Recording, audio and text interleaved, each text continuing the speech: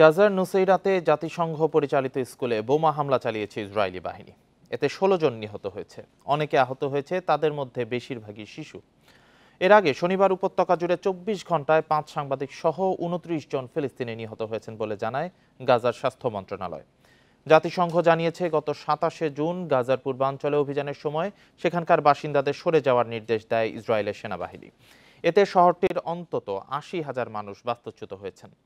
এদিকে দখলকৃত পশ্চিম তীরের জেনিনে ইসরায়েলের অভিযানের পর সেখানে নিহতের সংখ্যা বেড়ে ৭ জনে দাঁড়িয়েছে। ইসরায়েলের আগ্রাসনে এখন পর্যন্ত গাজায় নিহতের সংখ্যা ৩৮,০০০ ছাড়িয়েছে, আহত অন্তত ৯০,০০০।